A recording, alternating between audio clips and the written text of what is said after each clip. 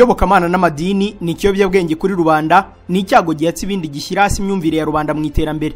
Ngiyi ngingo yashingiyeho byinshi mu mahame ya gikomunisti, amahame yashyizwe mu bikorwa ku rwego rwo hejuru na Joseph Stalin wayoboye bwa kabiri ubutegetsi bwa mbere bwa gikomunisti bwashinzwe mu isi. Ngiki gitekerezo shingiro cyatumye Stalin aca amadini mu gihugu, abayayobotse n'abayobozi bakuru bayo barahigwa baricwa, abandi barafungwa, imisigiti, insengero, amasinagogi na za kiliziya birasenywa, ibindi bihindurwamo ingoro z'imyemerere ishingiye ku kuba nta mana ibaho, atheism. Muraho dore ibibazo bikomeye ku buryo birenze imitekerereze yacu, ahubwo uretse kugenekereza, kwiyumvisha no kwizera, naho ubundi nta muntu n'umwe wabasha kubisubiza. Urugero, Imana ni iki? Ninde? Atuye he? Yabyawe nande? Ese ni umuntu? Ni ikintu? Ni umugore? Ni umugabo? Yaremye isi n'ijuru n'ikirere? Ibiriho iyo ihagaze? Ndakurahiye ntihazagira ugushuka agucacarika ngo afite ibisubizo by'ukuri yabonera ibimenyetso n'ibizibiti kuri ibyo bibazo. Nyuma yo kuzenguruka amacenga n'imikwaju ya politike mu biganiro bisobekeranye, ni mucyo noneho duhinire ku ngingo igoye, ku buryo iyo bamwe bayoboye bakayishakira ibisobanuro bikanga, birangira bagize bati ni amayobera matagatifu. Abandi bati niko se basha gute ibintu bikuyobera warangiza ukabyita bitagatifu? Ngo Yona yamaze iminsi mu nda y'ifi. Nuko muri za nyigisho zitwa propedetike, padiri atese sha ko mu nda y'ifi nta oxygen ibamo, harya umuntu yamara iminsi 3.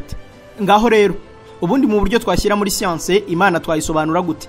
Nyakwigendera Professor Covington Scott Littleton yari umwarimu wa societe zo hambere anthropology i Los Angeles, California muri kaminuza ya Occidental College. Mbere yo gupfa yasabye isi yose kumutera inkunga, agahigira hasi hejuru icyo gisubizo. Nuko company n'icapiro rya Marshall Cavendish bamurundira amadolari, azenguruka inyandiko z'imyizerere yo hambere, haba mu Bagereki, mu Misiri, mu Buhinde, muri Iraq. Nuko mu 2005 asubiza icyo kibazo mu gitabo gihebuje mu myemerere y'isi Imana, Imanakazi n'ibya gakondo, Gods, Godness and Mythology. Ku rupapuro rwa 378 na 379 niho yahiniye asobanura Imana ati icyo ikiremwa muntu cyita Imana mu mazina atandukanye agendana n'indimi zitandukanye twabisobanura gutya: Imana ni ikinyabubasha kizerwa n'ukemera ko gifite imbaraga zisumba ibintu n'abantu. Iki kinyabubasha kigashyikirana n'uwukizera binyuze mu byitwa amasengesho, baba barebana batarebana, ariko akizera ko kimubera ibisubizo haba mu bibi n'ibyiza. Imana zagiye zihindurirwa imigirire uko ibihe n'ahantu byagiye bisimburana. Ni mu gihe ibyiyobera ritagatifu ry'inkomoko y'Imana y'iki gihe byo kubitendera ikirari bigoranye. Gusa bagiye kure nka Thomas Aquinas na Saint Augustus, bo bagamya ko Imana iri hejuru y'intekerezo n'ubushobozi bwacu. Kubera iyo mpamvu ubushobozi bw'imitekerereze yacu ngo ntibwabasha kugeza aho Imana yatangiriye, aho iba cyangwa se aho yaremye ibindi iherereyeyo. Bati niba Imana ari we muremyi wacu, ni gute twabasha kuyisobanukirwa? Kuko niba natwe turema ingorofani, isahani n'intebe ndetse n'ibindi, ibyo byahinduka bite bikagira ubushobozi bwo kutubaza uko natwe twaremwe? Ibyo ntibyabishobora, nk'uko natwe tutagira nyine ubushobozi bwo kubaza umuremyi wacu. Inshingano z'ingorofani ni ugukora akazi yakorewe, ntiyanabasha kumva ururimi rw'Imana yayiremye ariyo muntu. Mureke inkuru yacu tuyihere mu kinyejana cya 20 mu mwaka wa 1917. Muri uwo mwaka nibwo ubutegetsi bwa mbere bushingiye ku mahame ya gikomunisti bwatangiye gushingwa mu Burusiya. Mu 1922 Uburusiya bw'ababolshevike bwahise bwishyira hamwe n'izindi repubulika 15, maze kuva ubwo kugeza mu 1991 bihinduka igihugu kimwe cy'ubuhangange budasanzwe mu isi, Leta Zunze Ubumwe z'Abasovieti. Muri iyo myaka mu bwami bw'Uburusiya hari ukwigumura gukomeye kwa rubanda, nabyo birangirana n'imvururu zazanye abakomuniste b'itsinda rihambaye ry'ababolshevike ku butegetsi bayobowe na Vladimir Lenin mu 1922. Nuko bahita bimika ayo mahame bahereye ku butaka bwahozeho ubwami bw'abami bw'Abarusiya. Nuko bagura ubukomuniste ndetse banaharanira ko ari bwo bwakurikizwa mu isi yose, kugeza mu ntambara y'ubutita igihe aya mahame yagonganaga n'aya gikapitaliste nayo yarinzwe cyane n'Abanyamerika. Vladimir Lenin yategetse abasoviete kugeza mu 1924, nuko asimburwa na Joseph Stalin, ari nawe amaze igihe kinini ashyira mu bikorwa amahame ya gikomunisti. Ni iki mu by'ukuri cyihariye gikubiye mu mahame ya gikomunisti mu bijyanye n'amadini no kuyoboka Imana? Gikubiye mu nteruro igira iti iyobokamana ni ikiyobyabwenge kuri rubanda. Ese kuki abakomunisti barwanyije bikomeye amadini, iyobokamana ndetse n'Imana muri rusange bayita ko ari ikiyobyabwenge muri rubanda, ko bidakwiye kandi ko uzajya bifatirwa amazajya yicwa? Mu ivuriro Everlife nahivurije umwijima, mpivuriza n'iby'amabanga y'abashakanye, bankoraho riraka, n'abahanga pe. Nyuma yo kugira ikibazo cy'imisemburo mike, bandangiye ivuriro Everlife, ndarigana baramfasha, icyo kibazo kirakemuka. Nyuma naje kujyana n'umubyeyi wanjye afite ikibazo cya hypertension, ubu ngubu ni muzima. Nashishikariza abantu bafite ibibazo by'imisemburo bigatuma batabyara, bigatuma imihango yabo itaza neza nk'uko bikwiye. Kuba mwagana ivuriro Everlife bakabafasha. Murakoze cyane. Ivuriro Everlife rikorera Nyabugogo rimaze kuba ubukombe mu Rwanda no hanze yarwo mu kuvura indwara bakoresheje imiti y'ibimera kandi itunganyijwe neza mu buryo bw'ibinini, poudre cyangwa liquide. Hari abadogiteri batandukanye bagufasha kandi cyiza nuko aho waba uherereye hose ku isi imiti yakugeraho, cyane ko bakorana na DHL. Mu ndwara bavura twavugamo nk'iz'imyororokere zose, kurangiza vuba no kubura ubushake, indwara zifata abadamu zose, igwingira ry'igitsina, indwara nk'umwijima, diabete, amara, igifu, asima. Abifuza kuva ku biyobyabwenge nabo barabafasha. Ku bindi bisobanuro wahamagara cyangwa ukandikira muganga. Everlife, icyizere cy'ubuzima. Kuri iri segonda nibura abantu 16,000 bari mu kirere mu ndege bava ahantu hamwe bajya ahandi.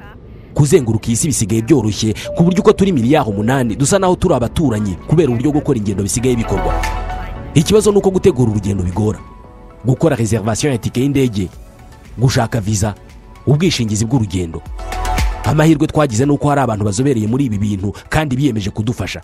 Abantu nka Ireme Travel Agents Limited, kompanyi nyarwanda iri mu zambere muri service zo gutegura ingendo, ubukerarugendo no kwakira abantu.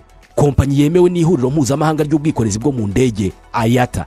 Niba wifuza kujya mu mahanga ku mpamvu izo arizo zose, icyo bigusaba ni ugutekereza urugendo rwawe gusa, ubundi ukegera Ireme Travel Agency bakagukorera reservation ya tike y'indege, bakagufasha gushaka visa, bakagukorera reservation ya hoteli, bakagukurikiranira ibya assurance y'urugendo. Iyo uturutse mu mahanga cyangwa se ujyayo, bagufata ku kibuga cy'indege ku giciro cya 50% cy'abandi babikorera. Ku bantu bari kure kandi bashobora kwishyura hakoreshejwe ikoranabuhanga, online payment. Tuguha link ubundi ukishyura.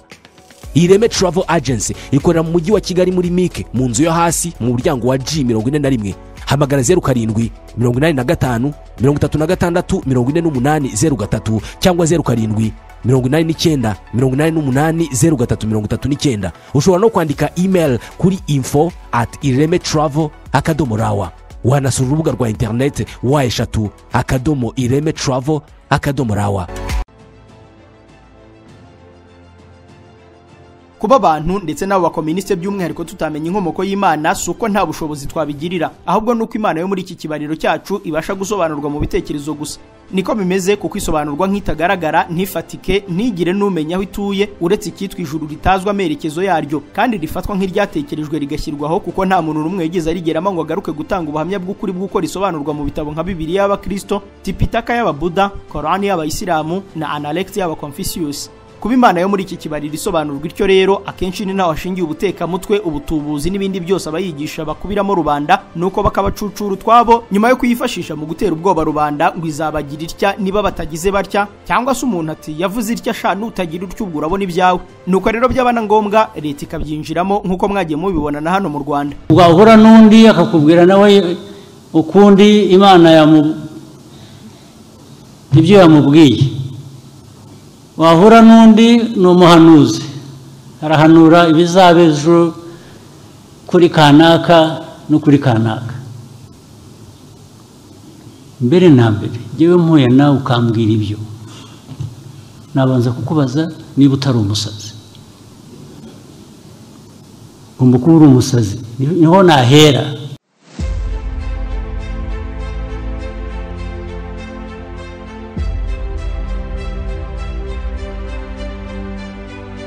Hari umwanditsi w'umuhanga cyane mu by'imyizerere witwa Karen Armstrong. Uyu mu 1993 yanditse igitabo akurikirana amateka y'Imana n'imyizerere cyitwa History of God.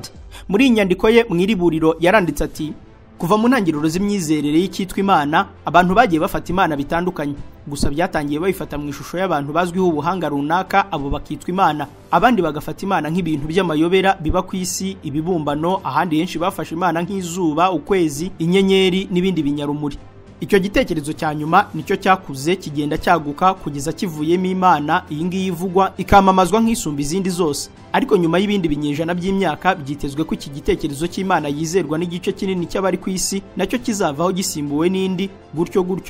Gusa biragoranye cyane ko abantu babyumva kuko nk'abantu bariho mu Bugereki cyangwa mu Misiri yo mu bihe by'Imana zabo nka Horus, Zeus, Isis n'izindi, ntiwari kubumvisha ko hazabaho izindi Imana zizasimbura izo zabo. unabazuye ntibabyemera ko byabaye, kimwe nuko natwe tutakwemera ko Imana iya benshi dutekereza, dusenga kandi twizera ko umunsi umwe izaba itakigezweho. Aho mureke tugendane neza. Ibyo Karen Armstrong avuga by'uko amateka y'igitekerezo cy'Imana, uko abantu bagiye bafata Imana n'imigenzereze yabyo byagiye bihinduka kuva ku Mana zifatika kugera ku mayobera, ibyo ni ukuri kwambaye ubusa, kuko muri sosiyete zabayeho mbere y'umwaduko wa Yesu n'ubukristo bumushingiyeho, igitekerezo cyitwa Imana yo mu ijuru ntaho cyari kizwi, kuko ahubwo hirya no hino ku isi hari Imana zigendana n'umuco, imibereho, imigirire n'ibindi bibera muri sosiyete runaka. Urugero, abanyarwanda bakagira icyo bita Imana zabo nuko bazisenga, abakongomani bikabuko, abagande kugeza no muri Amerika, Aziya hose bari bafite Imana zitandukanye cyane niyo dufite kuri ubu. Nk'ubwo dufatiye urugero nko muri Misiri yo hambere, Ubugereki n'Ubuhinde, bose bari bafite Imana zanagendanaga n'imbaraga, amateka, ishusho n'imigirire ijya kugirana isano n'ibigaragara ku Mana y'ubu. Gusa itandukaniro rikaba ko Imana zabo zari nyinshi, zigaragara, zizwi, ariko by'umwihariko zishingiye ku muco n'ibintu by'ingirakamaro. Nk'ubwo Professor Emeritus Wilkinson Richard, impuguke ku mateka yo hambere mu Misiri, yamaze imyaka 25 yiga ku kibazo cy'Imana z'Abanyamisiri ndetse abihwanisha n'Imana z'ubu, byatumye mu 2003 yandika igitabo The Complete Gods and Godnesses of Ancient Egypt, asobanura neza ibyari byo. Yahamije ko Abanyamisiri Imana zabo z'ingenzi zari zishingiye ku mugezi wa Nili, kuko na n'ubu bawufata nk'ishingiro ry'ubuzima bwabo. Ati mu Mana zose z'Abanyamisiri iyitwa Hapi niyo yari ihuriweho n'ubwema n'ubukaka, kuko yafatwaga nk'umugenga w'umugezi wa Nili, ikaba umuremyi wawo, ikagenzura uburumbuke buwushingiyeho, ikanatanga amafi n'ibindi biribwa byose byawukomokagamo. Ahubwo ngo niyo yagenzuraga imyuzure n'imiraba yawo. Ibyo wabisoma ku rupapuro rw'117 rw'icyo gitabo. Nubwo yemeze bityo ariko, Abahinde baha agaciro ibyo kubyina, urukundo n'ubugeni bwabyo, bo rero bemera ko Imana iruta izindi zose kandi yo kubahwa ndetse no gusengwa ari Krishna. Iyi ikaba Imana y'urukundo bigendana no gutereta, aho hafi hakaba n'Imana kazi yitwa Saraswati. Iyi ni Imana kazi y'umuziki n'ubugeni. Iyo nayo irubahwa cyane kandi igakundwa n'ababyimariyemo. Ni mu gihe mu mico y'Abagereki bo bagiye kure mu by'ubuhanga n'ubufindo bwa filozofiya, bigatuma bagira nk'Imana yitwa Apollo ibigenga ikanabihundagaza mu bantu. Mu Rwanda naho kuko ibigendanye n'ubuhigi, ubuhinzi n'ubworozi byari bizwi kurusha ahandi, uzumva ryangomba huzwa n'ubwo buhigi, gusa aho hakaba umwihariko wo gukekeranya ko hariho n'ikindi kinyabubasha cyagendaga mu mujyo w'Imana iyidafatika nk'izo. Izi Mana zidafatika nazo zagiye zihererekanywa mu rugendo rwo gukoperana, aho bamwe bumvaga abandi bafite Imana runaka, abandi nabo bakazarema Imana isa gutyo, kugeza ubwo abatuye isi baje gukopera Imana y'Abayahudi. Bikemezwa ko byatangiye ubundi bwami bugari bukopera Imana z'Abanyamisiri, kuko zo zari ziri ku murongo mu nshingano zisobanutse. Mu kinyejana cya 2 nyuma ya Yesu, umwanditsi w'igihangange Umugereki Antoninus Liberalis yanditse inyandiko izwi n'abanyamateka yitwa Metamorphose. Mu 1992 umunyamateka Francis Seloria yasemuye iyi nyandiko natwe tugeraho mu rwo twumva.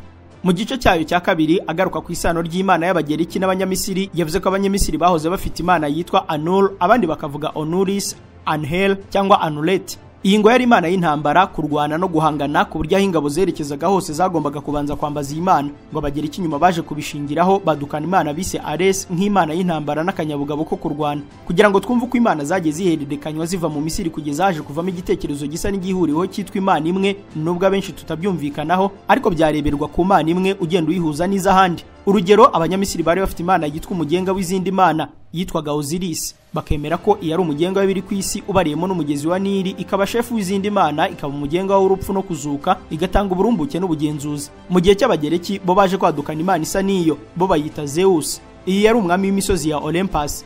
Zeus yari umutware w'izindi Mana zose z'Abagereki. Abagereki bahamyaga ko Zeus ari we mutware w'ikirere. Mu gitabo Alur Bernard Koch yasohoye mu 1925 akakita Zeus, ku rupapuro rwa mbere yavuze ko Abagereki batigeze bashidikanya ko Zeus ari ukubita nk'umurabyo, akaba umugenga w'ibihe, agakubita nk'inkuba, akaba umucamanza ndetse n'umugenga w'ubutabera. Nkaho bitagarukiye aho rero, akaba n'umugenzuzi w'isi n'uburumbuke. Bernard Koch yemeje ko mu migirire ntaho yarataniye na Osiris y'Abanyamisiri. Gusa Zeus y'Abagereki yo yaramamaye ku buryo yaje no kwandikwa muri Bibiliya nk'Imana yigeze kubaho ikomeye cyane, gusa Abayahudi bo bakayita ikigirwamana. Ibyo wabisoma muri Bibiliya mu gitabo cy'Ibyakozwe n'Intumwa igice cya 14 umurongo wa 12 kugeza kwa 13. Abagereki bagiraga n'indi Mana y'abahigi, ikaba Imana y'ishyamba n'ububaji. Artemis yari Imana yubashywe kuko yari ifite n'ububasha bwo kurinda uwayambaje, ikaba Imana y'ubusugi no kubyara. Ikirenze kuri ibyo, niyo yari umugenga w'ukwezi kumurikira bose mu mwijima. Iyi Mana kazi ngo yari umukobwa wa Zeus yabyaranye n'umugore Leto, ikaba Imana yari ifite ibirango by'indogobe, inzoka, umwambi n'ukwezi. Abahigi bose bayikundaga by'igitangaza kuko ngo niyo yabahaga umuhigo n'icyizere. Apollo yari yindi Mana y'Abagereki, ikaba Imana y'izuba n'urumuri. Apollo kandi niyo yagenaga iby'imitekerereze, filozofiya z'abagereki, ikaba umugenga w'ubuhanuzi, ukuri, ubugeni, umuziki n'umuvuzi wa gihanga wavuraga abarwayi bose.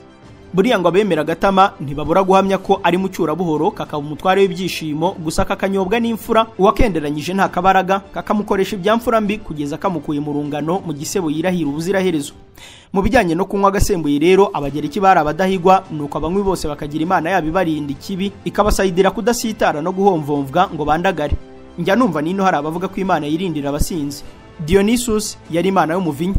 Mu 1972 Dr. Rose Pfeffer nibwo yicaye asobanura inyandiko z'umufilozofe Friedrich Nietzsche, maze akuramo igitabo yise Nietzsche Discipline of Dionysus. Ku rupapuro rwa 216 yagarutse ku miterere y'imana ya Gatama.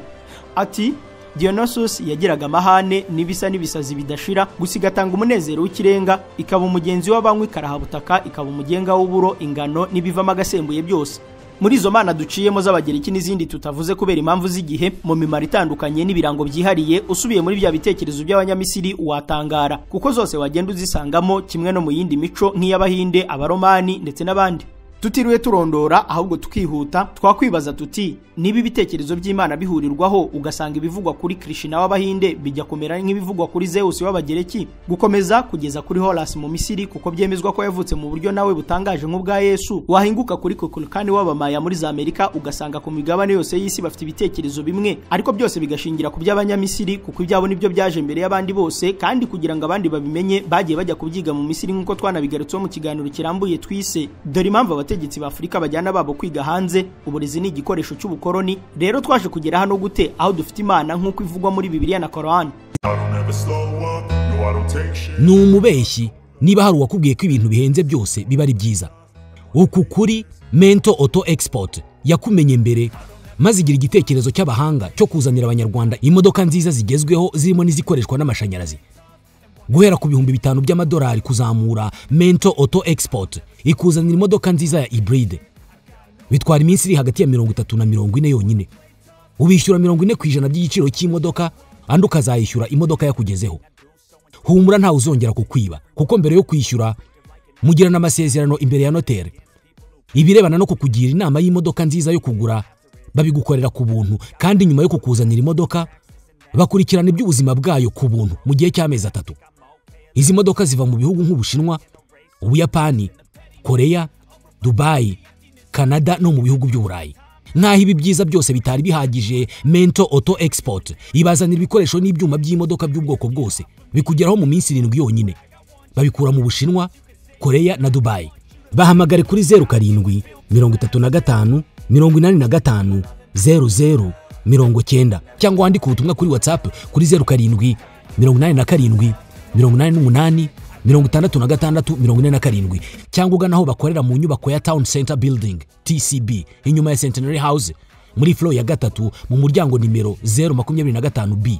Wanasura urubuga rwabo rwa internet wa3.mentomotors.com cyangwa ukabandikira email kuri info@mentomotors.com. Mento Auto Export, you trust we deliver. Kia Sorento, Kia Niro, Prius, Tucson n'izindi modoka z'ikoranabuhanga rihambaye zikomeje kugendana n'iterambere ry'igihugu cyacu. Ariko se mbibarize, bantu mwese muri kuguriza imodoka n'izindi z'ikoranabuhanga rihambaye, mwaba muzigura muteganya maintenance yazo? Mwaba se mutekereza no kubatekinisiye bazikora? Nje kongera kubibutsa ko izi modoka z'ikoranabuhanga zirenze kura amasupana n'inyundo byakoreshwaga n'abakanishi ba zamani. No. Gukora izi modoka z'ikoranabuhanga birigwa kandi bikeneye ubumenyi bwihariye, kuko nibyo bizifasha kuramba. Muntu uri kugura imodoka y'ikoranabuhanga ukayikoresha muri ba rupigapiga, rekeraho kwiyangiriza no kwishyira mu bihombo. Reka nkurangira hari aba engineer babyize kandi babirambyemo, nshingiye ku buhamya bw'abahagiye mbere yawe. Nta handi ni muri Auto Korea Maintenance Limited. Abo bumenyi buke bazakubwira ko bateri zazo zapfuye kandi zikeneye gusa upgrading. Bazakubwira ko moteri electrique cyangwa convertisseur zikeneye gusimbuzwa, nyamara ari ugupapira. Tandukana nabo ugane Auto Korea Maintenance Limited. Ukigura imodoka ukabagana, aba bahanga bakugira inama y'uburyo ikorerwa maintenance bakanagufasha kuyikurikirana. Rinda imodoka yawe guhorana ibibazo bya buri gihe, uyirinde gusaza no gupfa imburagihe uyijyana muri Auto Korea Maintenance Limited, kuko niho hari abatekinisiye basuzuma bakakumenyera uburambe bw'ibyuma biyigize, ibikeneye gusimbuzwa, bakanita kuri systeme zose z'imodoka. Uretse ubuhanga bwihariye mu gusuzuma imodoka zikoranabuhanga rigezweho, banakugira inama ku mavuta n'amaproduit imodoka yawe ikoresha, bakayikorera programming ndetse zigeze igihe cyo kwa upgrading bateri zazo barabigukorera. Dukorera Gikondo hafi ya Kiliziya Gatolika ku muhanda wo kwa Mironko. Ku bindi bisobanuro mwaduhamagara cyangwa mukatwandikira kuri 0786 20 60 54. Auto Korea Maintenance Limited, igisubizo ku modoka zikoranabuhanga mu Rwanda. Dr. Michael B. Handre yaminurije muri kaminuza ya Cambridge. Iyo bigeze kuri iyi ngingo aba umuziranenge kuko yabihariye ubuzima bwe. Ejo bundi mu 2022 yamurikiye isi igitabo yise Yahweh Among the Gods. Ugicishijemo amaso witonze nk'uri kuri gifi, uzasanga yemeza ko inzira twanyuzemo yo mu Misiri, Ubugereki, Ubuhinde, Abamaya n'ahandi ngo niyo ntangiriro ya byose, kugira ngo byose bize kubyara ibyo twabonye, ngo bishingiye ku banyapolitike bifuje guhuriza ku kintu kimwe kandi kibafitiye inyungu bona societe muri rusange. Dr. Handre yemeje ko mu gihe gishyira ikinyejana cya mbere, nyuma y'uko abahanga nka ba Socrate, Plato na ba Aristote bamaraga kwerekana ko ibyo kwizera Imana ifatika ari ubuswa, bikaba n'ibintu buri wese byamworohera, nibwo haje kumenyekana ko ubwoko bw'Abayahudi bo babivumbuye imbere y'abandi bakadukana Imana itagaragara, ntifatike, ntihagire n'uwayitangaho igitekerezo, kuko yabitaboneka nka za Zeus, Horus n'izindi zabonwaga mu bibumbano. Ngo kuko n'ahandi hose bari bafite uko bemera imana zabo, Abayahudi bo badutse bemeza ko ahubwo Imana yabo ari ibanga ritazwi n'uwari we wese, igatura hatazwi mu bubasha butagira iherezo. Ngo iyo Mana niyo yacuze ibyo tubona ku isi byose, ndetse iyo Mana y'Abayahudi bakemeza ko ari umwami w'izindi mana n'ibihumeka yewe n'ibidahumeka byose. Bemeje bashize amanga ko Imana yabo aho iherereye hose ifite jomeri ireberamo ibibera ku isi. Muri izo ntekerezo zabarizwaga mu mico yabo gusa, banemezaga ko Imana yabo ifite umwanzi ukomeye wanabanye nayo, Satani, ariko bagapfa ubutegetsi. Ibi rero bigasa nk'uko mu Misiri Seti na Osiris, cyangwa mu Bugereki Zeus na Tatani, mu Bamaya Kakulja na Julakan, mu Buhinde Krishna afatanyije n'Imana Balaram nabo barwaniye ubutegetsi na Yadavas. Ibyo rero niko n'Abayahudi baje kwemeza ko ibyaba ariko byagenze. Nyuma gato haje kwaduka umusore nk'uko Horus yaje, Zeus na Krishna. Uyu musore w'Abayahudi nawe yemejwe ko ari we muhungu w'iyo mana y'Abayahudi, ku buryo yaje mu rugendo rwo gucungura ndetse no kurinda abantu be. Si ibyo gusa, kuko mu mbwirwaruhame ameze nyinshi nk'uko bigaragara mu gitabo cya Bibiliya, yavuze ko yaje aje gutabarira hafi ubwoko bwe, kuko ngo bwari bugiye guhura n'ibihano isi yari agiye kubugenera biturutse ku kutamwubaha no gukurikira umwanzi we. Gusa wibuke ko ibyo byari ibitekerezo rwagati mu gace gato ka Yudeya, mbega byari iby'imico n'itsinda ry'Abayahudi, naba benshi kugeza ubu babifashe nk'ubutekamutwe. Kandi niko bimeze, kuko na n'ubu igice cy'Abayahudi benshi ntibigeze bemera Yesu Kristo. Ubwoko n'ubutaka bw'Abayahudi byari byarigaruwe n'ubwami bw'Abaroma. Abategetsi bako gace ka Yudeya bagenderaga ku mategeko ya Roma, ntibavuze rumwe n'uyu musore, dore ko yaje avuga ko ahubwo ari we mwami, noneho akabihuhura avuga ko ari umwami w'abami. Ibyo bifate nk'uwakaduka avuga ko ari we perezida w'u Rwanda cyangwa ahandi mu kindi gihugu ku isi, akongeraho ko ari we mugenga we biriho, noneho agatangira kuvuga ko amafaranga rubanda batagomba kuyakoresha, nuko akajya mu isoko agasandaguza ibicuruzwa avuga ko ari inzu ya se, n'ibindi byinshi nko gutegeka abaturage kugaburira abantu be. Bidatinze uwo musore w'i Yudeya yashinjwe n'ubutegetsi bw'intara ya Yudeya kugumura rubanda, kwiha ububasha adafite nko kwiyita umwami, urugomo, gushinga agatsiko k'abigometse, kwangiza ibikorwa bya rubanda, kugandisha rubanda no kubashishikariza kwigomeka ku butegetsi buriho bagambiriye imigumuko n'ibindi byaha, nk'uko mu mwaka w'ibihumbi umwanditsi Gwinyayi Muzorewa yabigarutseho mu gitabo cyitwa The Great Being. Nyuma yo kuburanishwa kuri ibyo byaha, akanaburana nabi nk'uko bigaragara muri Bibiliya mu gitabo cya Matayo igice ya 27 umurongo wa 11, umucamanza mukuru wari n'umwami Pilato yaramubajije ati, ni wowe mwami w'Abayuda? Undi turabyivugiye. Ibyo rero byakurikiwe nuko abamushinjaga babaye benshi n'ibimenyetso biri hose, birangira hanishijwe igihano cy'urupfu. Nkuko n'ubundi wari umuco, uwakatiwe igihano nk'icyo yashyirwaga ku biti bibiri bikozwe nk'umusaraba, igihano kigashyirwa mu bikorwa. Nyuma y'urupfu rw'uyu musore w'umubaji, inshuti ze n'abo mu bwoko bwe bari mu buretwa bw'Abaromani babonye ubwitange n'ishyaka yagaragaje mu kurengera ubwoko bwabo n'umuco, maze batangira kugendera ku bitekerezo bye, nyuma yo kubiteranya n'ibifitanye isano nabyo byabarizwaga muri ya myemerere yabo mu muco bwite bari bihariye. Kuko bari baramutaziriye akazina ka Kristo, abamukurikiye nabo biswa abakristo, nkuko n'ubundi abakurikira ibitekerezo by'umuntu runaka bamwiyitirira, nk'ubwo uzumva abaruteri bagendera ku bitekerezo bya Martin Luther, abasocratic bagendera kuri filozofi za Socrate ndetse n'abandi. Gusa abakurikiye Kristo bo bahise bafatwa nk'udutsiko tw'amabandi yigometse ku butegetsi bw'Abaromani, kuko nibwo bwagengaga hafi Burayi bwose, maze bahigirwa kutabura, abafashwe bagahita batwikwa mu mavuta, abandi bagacibwa imitwe, bagahabwa intare zishonje, hari n'abagiye babambwa nka shebuja wabo. nk'uko umwanditsi Peter G. Leitert yabigarutseho ngo mu kinyejana cya 4 nyuma y'urupfu rwa Yesu mu bwami bw'abaromani hari ibibazo uruhuri ngo haje kwima umwami witwa Constante wa mbere, maze abona ko ubu bukristo hari icyo bwamumarira muri politike ze zo kwigarura imitima ya rubanda, dore ko ubwami bwari burayi buri buhanguke bitewe n'ibibazo nko kutumvikana, intambara, imyitwarire mibi ya benshi ndetse n'ibindi. Nibwo rero muri 325 yateranyije inama yiswe Iyaniseya, atumizamo abahanga muri bya bitekerezo bya Kristo, imico y'abayahudi, abanditsi b'ibitangaza icyo gihe, abahanga mu by'imitekerereze n'abanyapolitike bashinzwe igenzura mitekerereze n'imisengere, maze birangira bemeje ko imisengere ishingiye ku bitekerezo bya Kristo yemerewe gukorera muri Roma kandi abaturage bagashishikarizwa kubigana. Kuva ku rupapuro rwa 233 rw'igitabo Defending Constantine, umwanditsi tuvuyeho yahamije ko ikintu umwami Constantine yashakaga ngo nuko habaho Imana igenzura isanzure, ariko rubanda nabo bakemera ko nawe abo umwami w'ibisigaye mu isi. Icyo umwanditsi yakise One God, One Emperor, Imana imwe n'umwami w'abamumwe. Ikindi cy'ingenzi ngo muri iriya nama basanze gushyira ibyo bitekerezo mu baromani byari gutuma batuza bakayoborwa neza kandi bakagendera ku murongo umwe wa leta mu bwitonzi bwa butama. Bahise bakusanyiriza hamwe inyandiko zigaruka ku mateka ya Kristo, ibyemezwaga nk'amateka y'abayahudi n'ubuzima bugoranye banyuzemo nko kujyanwa bunyago mu Misiri, ibitabo by'abahanga muri ubwo bwoko bwabo byanditswe kera, ibitekerezo bikakaye by'abami babo nka ba Salomo, indirimbo zimwe z'abahanzi babo bakomeye ndetse n'imivugo, imigani yari isanzwe mu mico gakondo yabo, byose bajonjoramo ibyari kubafasha mu mitegekere, maze babikoramo ikusanyirizo ry'ibitabo baryita Bibiliya. Iki ni igitabo kuri ubu abacyemera bita gitagatifu, cyahumetswe n'Imana ikabinyuza mu bantu. Gusa uburyo bw'amateka ya nyayo atarimo iby'imyemerere bikaba ibyo wumvise, ariko Kiliziya yakunze kubihisha no kutifuza uwabigarukaho. Kuva ubwo rero ubukristo bwahise butangira kuba umuco rusange mu baromani, noneho biza no kubitegeko mu bice byose Roma yari yarafashe, bituma kubaha izo nyigisho bikorwa mu buryo umutagatifu w'umugereki witwa Irenaeus yari yarigishanyijemo igitugu mu kizwi nka filozofi ya dogmatism. Dogmatism ni filozofi isobanurwa nko gukurikira ibitekerezo ntacyo urengejeho, utekerejeho, yewe bitari n'amahitamo yawe, bigashyirwa mu bikorwa mu icengezamitekerereze itanagibwaho impaka biturutse ku kuba ukwigisha bagusumbya imbaraga. Si ukwizera gusa, kuko kugezana n'ubu Bibiliya yigishwa mu buryo nk'ubwo bwa dogmatism, kuko kuyihakana, kutayemera no kuyijyaho impaka bifatwa n'abayemera nko gukora icyaha, kirazira n'ikosa ryakugeza mu bihano nko kurimbuka. Ngo icyo gukora no gukurikiza itegeko nshinga ry'Imana y'abayahudi, ariko natwe twaje kwemera, ugakurikizaho kuganira nayo, uyisaba imbabazi, uyisaba kugufasha, unayihakwaho mu byo twita gusenga. Ibyo byo gusenga byasobanuwe n'umuhanga muri byo nka Kevin Barth, yabishushanyije mu nyandiko Pursuing Intimacy with God. Ngo gusenga bisobanurwa gutya: gusenga ni ukwiyambaza ikinyabubasha runaka cyizerwa n'ugisenga, uwakizera ko kimufiteho imbaraga n'ubushobozi bwo gukemura ibibazo, cyane cyane ibyo watabasha kwikemurira. Usenga abanza kwemeza ubwonko bwe ko icyo kinyabubasha kimufitiye ibisubizo byose, abanza kandi kwiyumvisha ko ubuzima n'ubugingo bye biri mu maboko y'icyo kinyabubasha.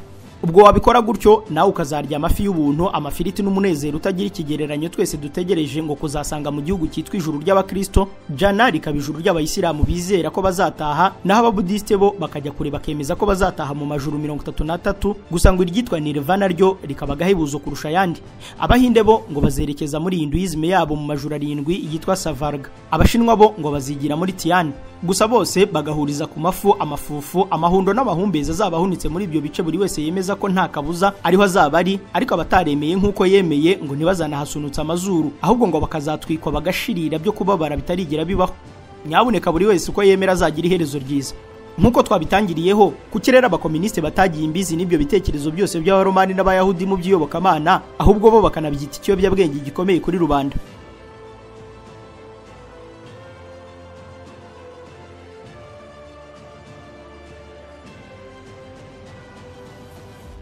Mu mwaka wa 1843 Karl Marx yanditse igitabo akita Contribution à la critique de la philosophie du droit de Hegel.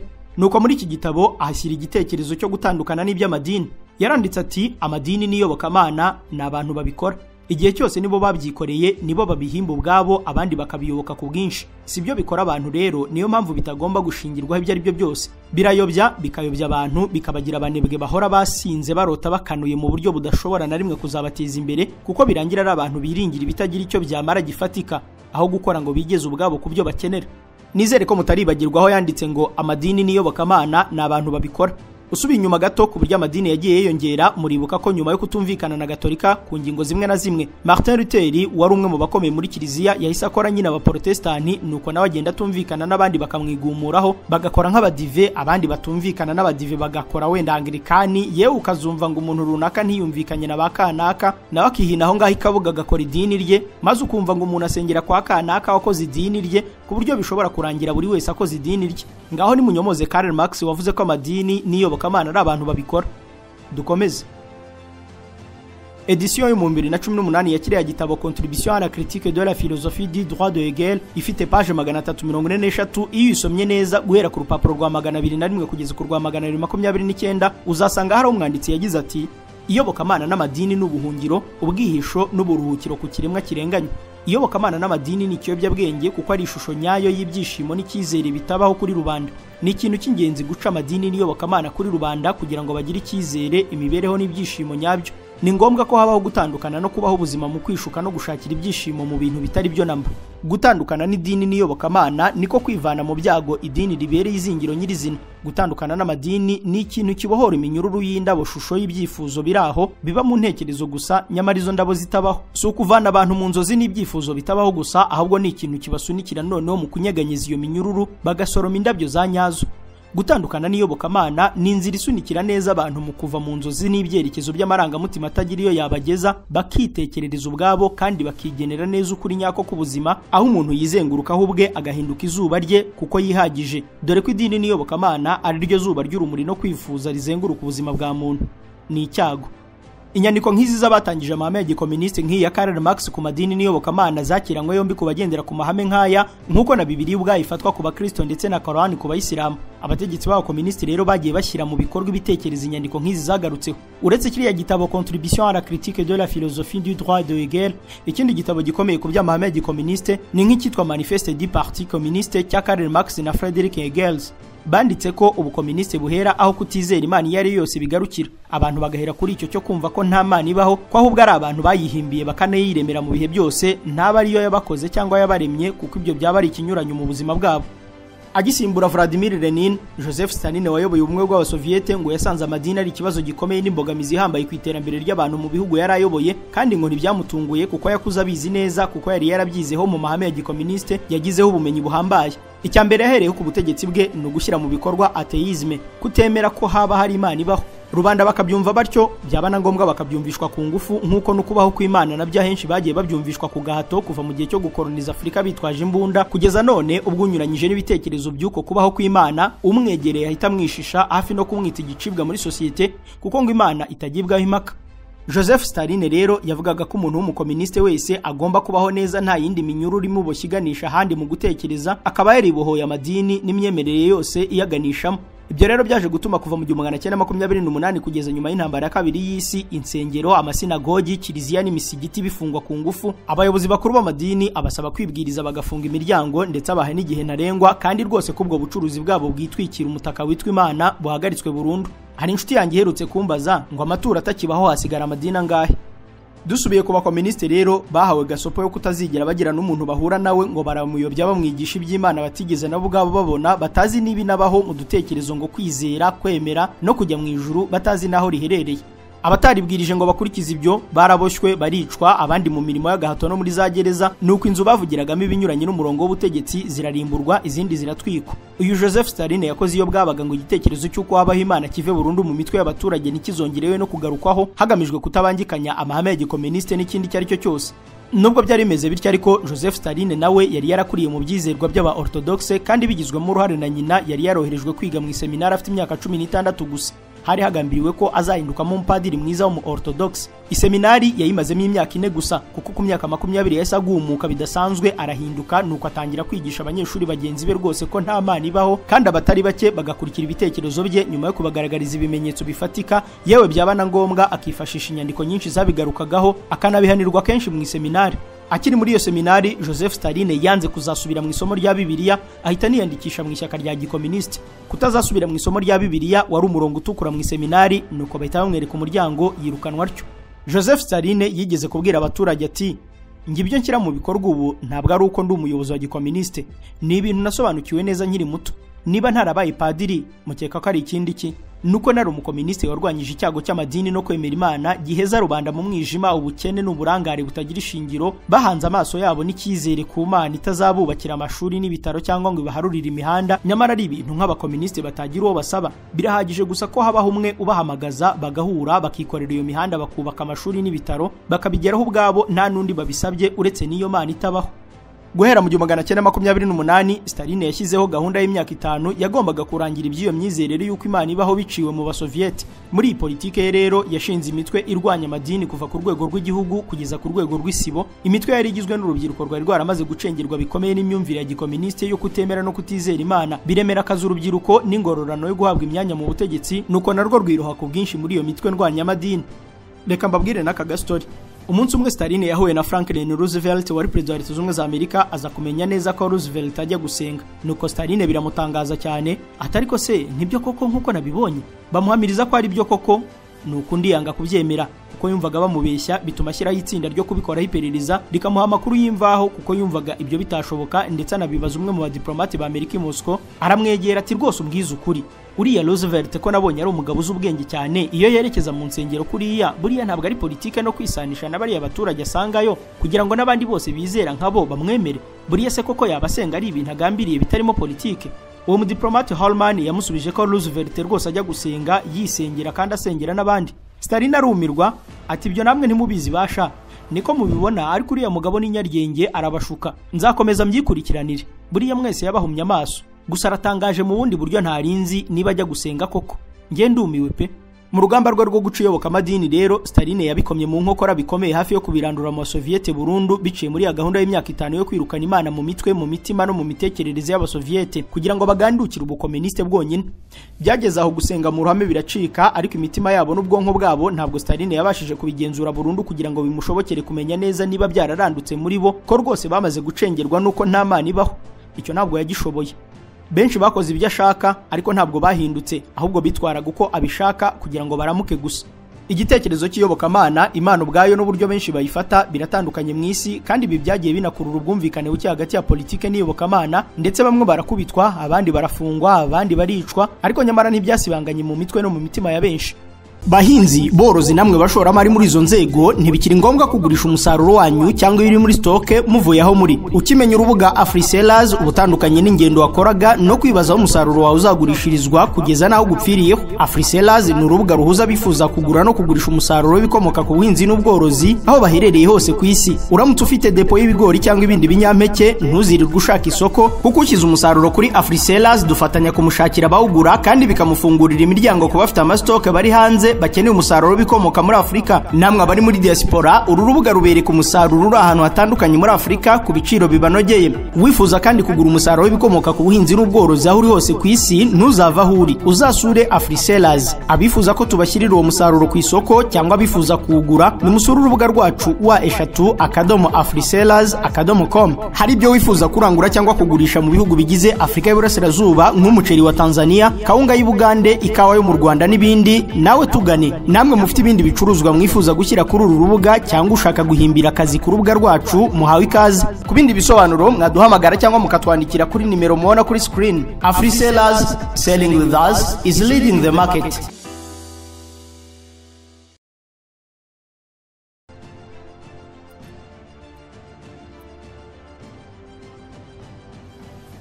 Muri iyi minsi turimo rero, amadini n'abigisha Imana no kuyiyoboka baravugwaho ubusahuzi, nyamara mu guhangana kwa politike n'amadini havugwamo n'izindi mpamvu zihariye zirimo kuba amadini yaba inzira yo kugumura rubanda hakoreshejwe umutaka w'idini, ibizwi nka canonical abuse. Yenda niba hari ibibazo igihugu kirimo, abanyamadini bagakoresha ibyitwa ubuhanuzi mu kwihijambo binjira mu miferege ya politike ngo pata ribaba yasha Yesu we, tubonye iki na kiriya, turabona intambara n'ibindi.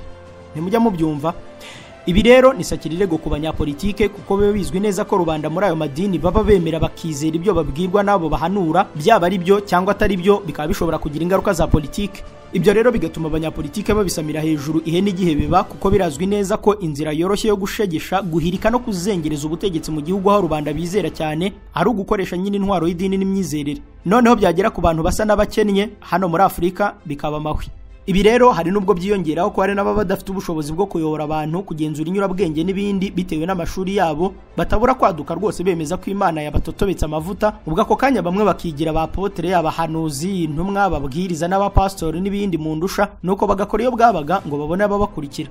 Ibyo abanyapolitike bavuga ko amadini asa n'abadobereza atindahaza abantu bayo, byo bisa nkaho ari byo, ndetse no kubyita ikiyobyabwenge kuri rubanda, kuko hari n'umwe mu banyamadini bamamaye hano mu Rwanda wacitswe avuga ko amadini yasubije inyuma abantu. Yitwaga cyangwa yiyita Apotre Yongwe. Ati niyo rero twabaye mu showbiz zitaraza, none ka abantu bukuri batwubakana Nyarutarama, batwubakana Kagugu, batwubakana Kibagabaga, turi guhanura ntabwo dufite amazi mu mutwe tuvuga ngo Yesu azaza.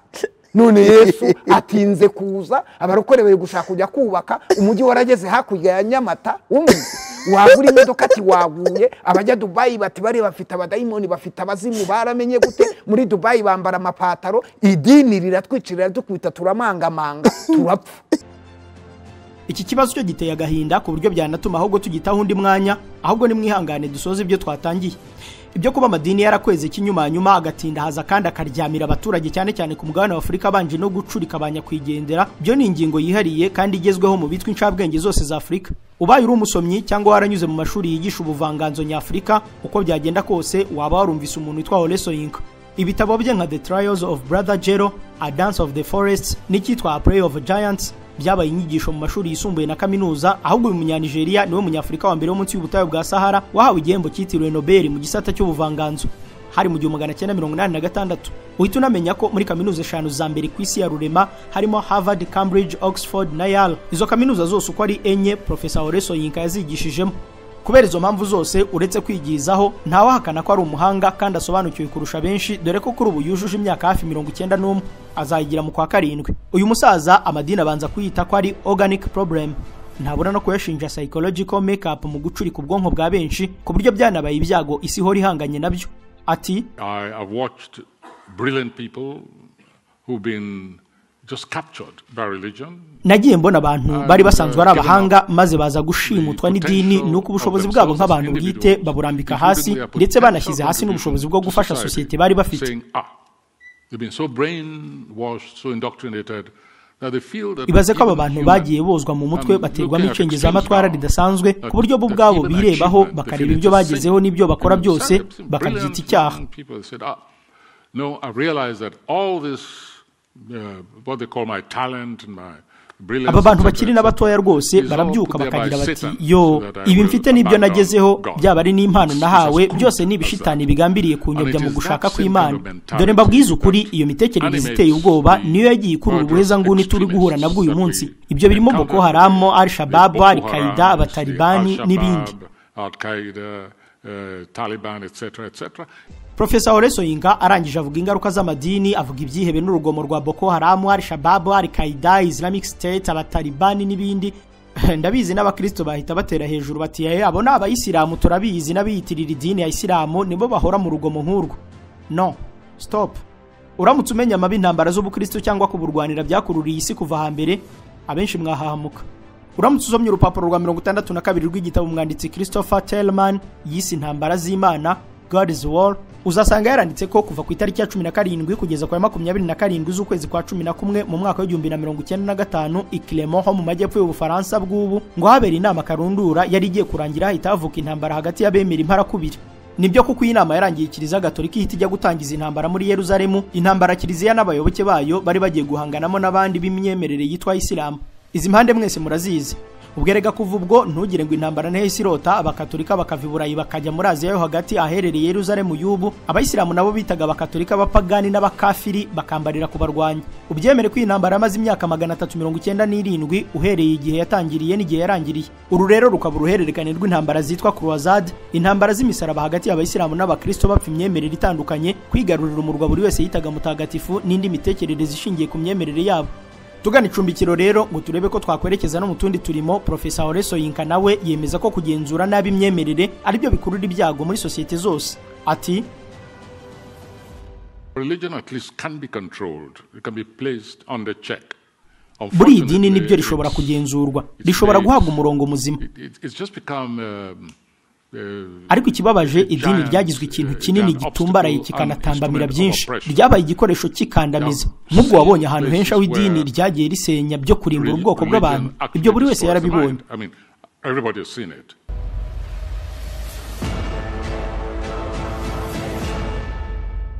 Kubera izo mpamvu rero twakwanzura ko gusenga ari byiza iyo byakozwe neza, ndetse byagiye bigaragaza umumaro munini muri sosiyete urimo gufasha ababyizera gucisha make no gucururuka, kureka bimwe mu byaganisha mu byaha hashingiwe kuri zimwe muri kirazira, aho kongeraho n'inyungu z'ubukungu kuba bikoramo nk'akazi kabatunze, baba abapadiri, abapasiteri n'abandi babikora nk'akazi kabaho ubuzima. Ntiwibagirwe n'ibindi bikorwa remezo bishingiye kuri amwe mu madini, birimo amashuri, ibitaro, ibigo bifasha ndetse n'ibindi byinshi. Ni ukuvuga ko hashyizweho umurongo mugari ugororotse wo gusengeramo, amadini akagira intego zitandukanye no kwigisha ubuhezanguni, ubujura no kujijisha rubanda. Ahasigaye ababyemera bakabyemera uko babishaka, abatabyizera nabo ubwo bukaba ubundi burenganzira bwabo, kuko n'ubundi dini y'ukuri ni ubumuntu bufatanye n'ubunyangamugayo bw'ukuri, cyane ko idini, pasiteri, shehe ntacyo baguhinduraho wowe ubwawe utabyifitemo, kuko uretse nabo mama wawe, papa wawe, abavandimwe bawe, uwo mwashakanye ntacyo bagukoraho ngo uhinduke mwiza niba utari mwiza. Nta n'umwe, mbisubiremo, nta n'umwe wahindura ubwonko bwawe. Aya akaba amagambo nasomye ku mutwe wa 3 umurongo wa 43 mu gitabo gitagatifu cyitwa Dhammapada. Iyi ikaba ari Bibiliya y'abemera imyizerere ya Buddhism. Amafu, amafufu n'amafaranga bibafubika abanyafurika mwe. Bye.